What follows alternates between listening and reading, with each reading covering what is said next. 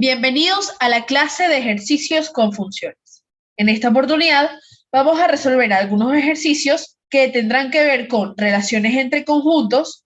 Luego también vamos a tener que identificar las partes de una función dada y además deberemos identificar también el tipo de esta función. Luego vamos a representar funciones en el plano cartesiano y finalmente identificaremos si una función dada es una función afín.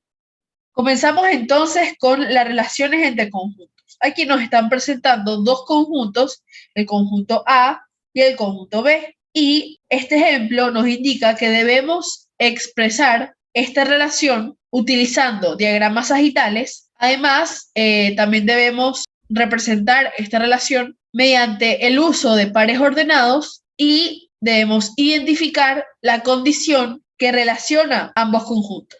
Comenzamos entonces con la representación en diagramas sagitales de esta relación. Colocamos en primer lugar el conjunto A en un óvalo con sus elementos dentro de este óvalo. Y este óvalo va a representar el conjunto A en el diagrama sagital. Aquí tenemos los elementos del conjunto A son 3, 5, 10, 25 y 11. Por lo tanto, colocamos estos elementos dentro del óvalo. Luego realizamos lo mismo, pero con el conjunto B y los elementos correspondientes dentro de su respectivo óvalo. De esta manera podemos identificar ambos conjuntos cuyos elementos son distintos. Y en este caso ahora debemos resolver o debemos hallar cuál es la condición que relaciona estos dos conjuntos. Si revisamos elemento por elemento, nos damos cuenta que el primer elemento del conjunto A es la mitad del primer elemento del conjunto B. El segundo elemento del conjunto A es la mitad del segundo elemento del conjunto B. Y así sucesivamente. Por lo tanto, la condición que relaciona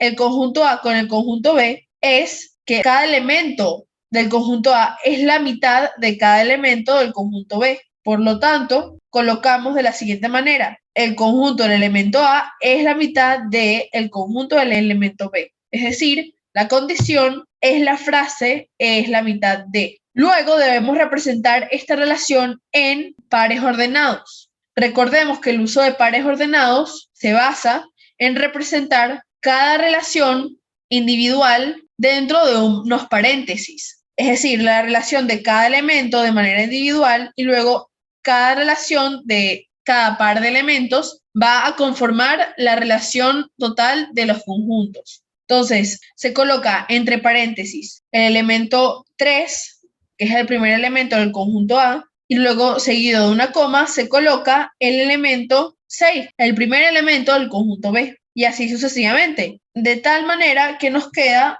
esta expresión que observamos en la parte inferior de la lámina. F es nuestra función o es la relación entre estos dos conjuntos y observamos que cada par de elementos se están separando por un punto y una coma. Y la relación entre los conjuntos, es decir, la función, está expresada entre llaves. Y estas llaves están conformadas por todo este par de elementos que se relacionan entre sí.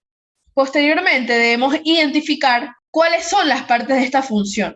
Recordemos que las partes de una función son el dominio de la función, luego tenemos la condición, posteriormente tenemos el rango y el codominio. Y si colocamos o si identificamos cada una de estas partes, nos queda la siguiente. Primero vamos a decir que la condición es esta que hemos establecido en el ejercicio anterior. Luego sabemos que el dominio son todos los elementos que conforman al conjunto de partida, es decir, en este caso al conjunto A. Y este dominio se denomina dominio de F es igual a A. Luego debemos recordar que el codominio está formado por todos los elementos que conforman el conjunto de llegada, y en este caso el conjunto de llegada es el conjunto B. Y en este caso en particular, el rango coincide con el codominio. ¿Por qué? Porque recordemos que el rango es el conjunto de las imágenes, es decir, está conformado por todas las imágenes. Y recordemos que las imágenes son todos aquellos elementos del codominio que están relacionados con algún elemento del dominio. Y en este caso observamos que todos los elementos del codominio están siendo relacionados, es decir, son imágenes. Por lo tanto, el rango y el codominio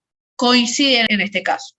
Ahora, el siguiente ejemplo nos muestra la función x al cuadrado más 2 y nos pide identificar el tipo de función que estamos viendo en pantalla, si es sobreyectiva, si es inyectiva o si es biyectiva. Para poder identificar cuál es el tipo de esta función, debemos primero hallar algunos puntos, es decir, algunos valores de su dominio y sus correspondientes valores del codominio o sus correspondientes imágenes para poder determinar cómo se relacionan estos valores entre sí. En este caso, escogimos valores arbitrarios de x que incluyeran valores negativos, positivos y el 0.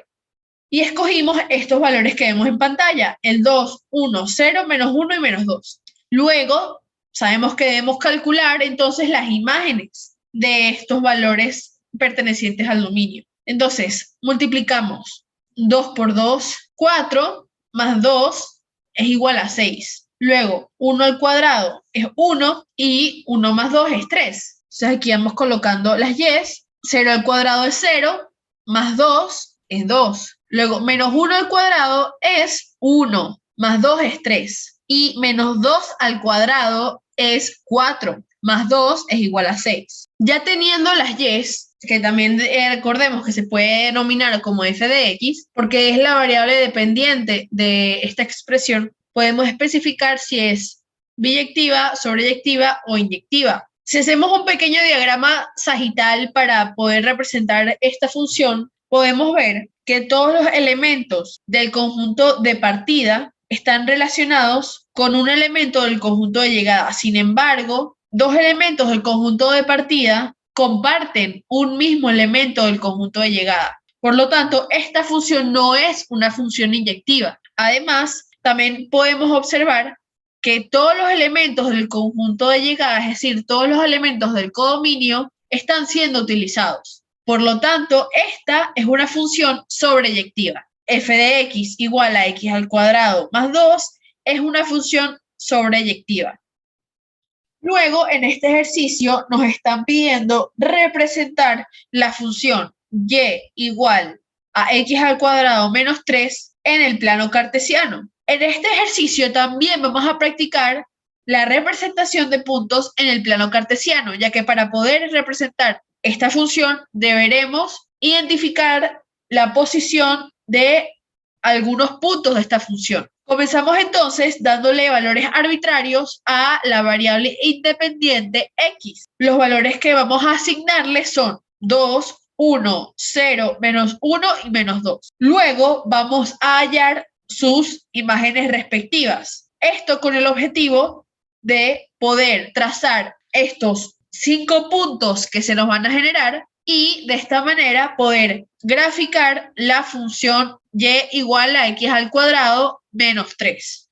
Hacemos la operación que define la función para cada caso de cada valor arbitrario asignado a x y nos resulta 1, menos 2, menos 3, menos 2 y 1. Entonces, los puntos que vamos a colocar en el plano cartesiano para poder hallar la gráfica de x cuadrado menos 3 son los que tienen coordenadas 2,1, 1 y menos 2, 0 y menos 3, menos 1 y menos 2 y menos 2 y 1. Entonces, procedemos a graficarlos. Comenzamos entonces con el punto 2,1. Vemos que la coordenada en x es 2 y la coordenada en y es 1. Por lo tanto, aplicamos las reglas que hemos visto en la clase de teoría, en la parte 2 de funciones, y trazamos una línea punteada vertical sobre la posición 2 en el eje x y una línea punteada horizontal en la posición 1 del eje y. Intersectamos estas dos rectas punteadas y nos resulta este punto.